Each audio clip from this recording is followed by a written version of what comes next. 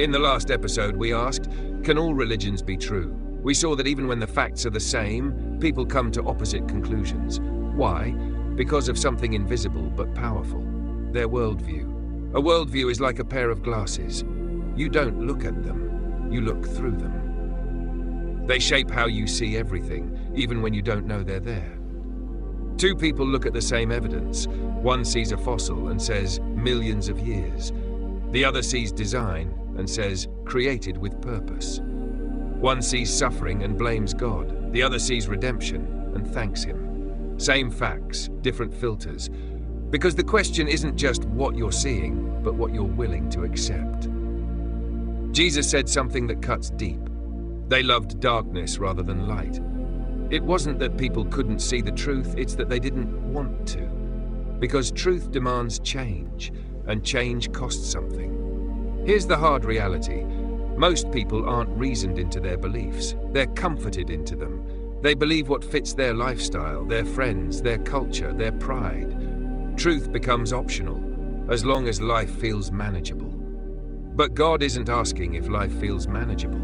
He's asking, are you willing to be wrong if it means finding what's right? Because eternity isn't for the perfect, it's for the honest.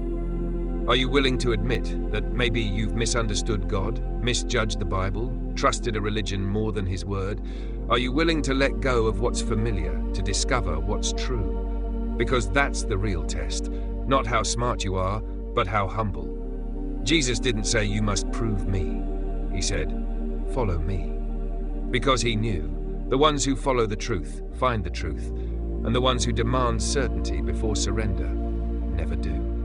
So let me ask you, if your worldview is wrong, would you want to know? If the path you're on leads away from God, would you turn back? If God has been calling you all along, will you finally stop and listen? This isn't just about evidence, it's about eternity.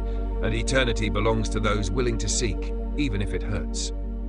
Because the truth is not just a concept, it's a person. Jesus said, I am the way, the truth, and the life. No one comes to the Father except through me. That either offends you or it saves you, but it doesn't leave you neutral. So here's the final question. Are you willing to be wrong so you can finally be right with God?